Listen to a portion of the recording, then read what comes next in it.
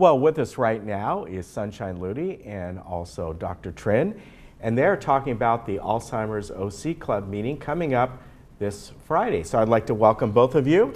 Great to see you both. And this is going to be a really interesting meeting because, Dr. Trin, you are going to be talking about when you were in Boston recently for the clinical trials of Alzheimer's, right? That's right. I was in Boston, international meeting. Top researchers around the world did come and present their latest data in research on how to better diagnose Alzheimer's, how to better treat Alzheimer's based on, and what direction we're heading with research and where we think we have hope. And I think, you know, Sunshine, you're involved with this because you do a lot of fundraising for this. That's the key, is hope. Right. We started the Alzheimer's Club. So, you know, this is the Alzheimer's OC Club said, you know, let's do this. Right. He wanted to do it, and we have the mechanism to do this, and so here we are doing it. Yeah, and I know that, you know, you were on recently and talked about that. What were some of the key things that you took away from there, that you looked at? Like, were you surprised by anything? Yeah, as far as in the direction of treatment, the key thing that I took away is that we need to go way much earlier in this disease. We need to identify it, and we need to try to stop it at the beginning of it, rather than waiting for the damage to be done. And for, you know, currently we're making this diagnosis at the moderate stage of this disease. Yeah. We're missing the mild stage. Yeah. And it's much harder to treat at the moderate stage, the more advanced stage. It's much harder to stop this progression. But if we can get to the beginning of the problem, we can promote prevention. Yeah. We can promote, obviously, lifestyle changes, dietary changes, and medications are currently being tested in clinical trials to identify patients at the start, at the beginning, and to try to stop it at that level. When you talk about early stage versus moderate, what, if you can, average ages are we talking about here? I know it can vary, but I'm talking about an average. What would be, if everyone picked an age to come in, and or at least maybe the medical community started testing for this regularly, just like you do for mammograms and things. You know, there's a certain age you start to test for that. That's right. What would be the age that you would pick where people? That's a great question, because I think it's hard to standardize a specific number. Right. I think it depends on risk factors. Do you have a family history? Do you have a mom or a dad or a grandma who had Alzheimer's? Because genetics play a role. And if there's any type of genetic link or potential genes that may be passed on, you're at a risk of developing this disease earlier than later. So there isn't a national standard. As a matter of fact, we are just creating these national standards as we go now. But most of my patients in their 60s, and as we get older, every 5 years above, you know, age 60 or so, the risk doubles. 60 to 65, 65 to 70, 70 to 75, so that by the time you're in your 80s, your risk is about, you know, 40% or so of that. And so the risk is higher with age. It's more important to catch it earlier on. Okay, Sunshine, why did you get involved in Well, this? my dad had Alzheimer's, and his sisters had Alzheimer's. And his mom, they didn't diagnose it way back then. Of course as such, they didn't, yeah. But, and all of them got to the stage where they didn't know what was going on anymore, didn't know the people around them, and became very gentle people, became combative people. Yeah. And so when we started doing our shows, we started with the Saddleback Community Hospital. Right. And yeah, I remember that. We expanded it to Alzheimer's, and very soon after that, that's when we started the Alzheimer's Club. Yeah. And it's such an important thing. So many people in our community right now are just affected by this. And so you have a kind of a, if you will, kind of a vested interest in this. I do. I certainly do. Yeah, that's right. And I think one of the hardest things is, you talked about lifestyle. And that's the hardest thing for a lot of people to do, for anything, anything. It just, especially to get somebody who's maybe on the younger side to change their lifestyle, it's like, they don't look at it that way. It's tough. It's very tough. It's tough, and it's the reason why we need to be in the community to educate folks on the reason why they should start eating better, exercising, doing different things differently than what they're doing now. Lifestyle plays a big role.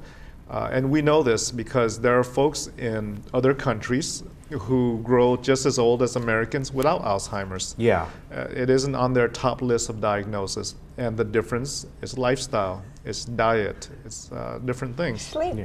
Sleep, exactly, getting enough sleep. Yeah, that's hard to do for some people. Yeah. I have something really interesting for this I can't Friday. imagine, I got to interrupt, I can't imagine the way this guy is, he gets enough sleep because the way you travel around. I'm sleeping right now. Yeah. Just kidding. But this Friday, I'm going to show a little toy I have. It's a cube. It's a small little silver cube, about this yay high. And I just got it shipped to me, to us at Irvine Clinical just a few days ago.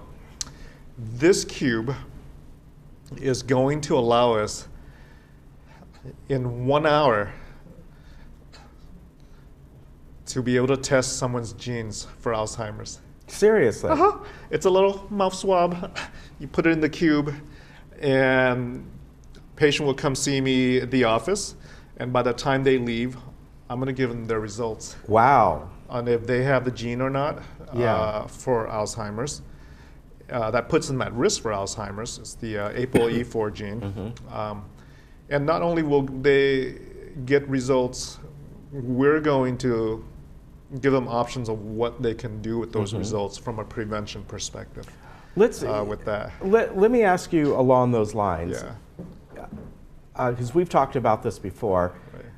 One of the hopes is with this and in other diseases as well, that it becomes a common testing practice, much like we do for breast cancer, we do it for colon cancer and things like that. After a certain age, it's every year, this becomes almost a common test, or maybe every few years, whatever it is. Is that your hope, that this becomes one of the things now? Of course, there are many things we'd like to be tested for every year. We do memory screenings in the office. If your doctor is not so busy running around dealing with your diabetes, high blood pressure, cholesterol, and all that, you can ask them for a memory screening test. And that's the first line screening test, kind of like colonoscopies for the colon, mammograms for breast cancer, memory screen for the brain. Yeah. And that will be the initial step. Because I have found from doing many memory screening tests that we found issues in patients who never knew it was a problem or who always believed it was part of being older. And when we find these issues, we can start to dig in deeper and looking for prevention and looking for why they have these memory issues. But yeah, memory screening is very important. Because right now, unfortunately, Alzheimer's, as you know, in Orange County is the third leading cause of death. Yeah. It's because we are not catching this early enough. Yeah. So as far as memory screenings, is that something if you just were to go, I'd like a memory screening, they're going, okay, no problem. Or do they have to dig deeper to see, okay, this is a, does your insurance cover it? Does Medicare cover it? Does, why do you need this? Or why do you feel you need it? Right. There is a Medicare covered annual visit. Right. It's actually called the annual wellness visit. Yeah. It is different than a physical exam. The annual wellness visit is a series of prevention testing where we would look and see if you're at risk for falling down. We would check to see what your nutrition is like. We would check to see if you're at risk for diabetes, for different things through diet. And in one of those tests is a memory test. Okay. Covered by Medicare. All right, that's good. Obviously, folks can come see me, at Irvine Clinical for a completely free memory test. This is one of the services we do. Yeah. With that, but definitely they can go to their doc and ask for an annual wellness visit. All right. Sunshine, you got some people that help you out with your events. Yeah. Right? And no exception right now for with this this one. event, a lot of the volunteers are from Tongue Out. And we know them well. And so we're going to be starting at 10 o'clock in the morning. It's free. And it's at Clubhouse 5. So they do need to RSVP because they want to know who's coming. Right. That's on the screen. It's on the screen there. It's on the screen. So, yeah, because you want to know how many people are coming, Right. and I know sometimes you put out refreshments or things like that. But you got some sponsors you wanted to mention as well. Yes, we do have California Clinical Trials Medical Group. It's managed by Parexel. We have Irvine Clinical Research. We have Tongue Out. We have Saddleback Kiwanis Foundation, Balboa Real Estate, and Community Civic Association. All right, very good. So we have all of those. We're going to start with some really fun music. I'm going to start with, because my dad made my life fun. He had a wonderful ability to make people laugh. And so I'm going to start with Nuttin' for Christmas, and I think I will make people laugh. All right. If somebody forgets, they don't RSVP because they still come by? Yeah, as long as we have seats, okay. Definitely. All right, definitely. But it's good if you RSVP. So you can do it two different ways. info@healthybrainclub.com or call 949-304-8172, either one of those. And please do that because it helps them out to know how many seats to set up and so on. So yeah, it's going to be a great event. Thank you both.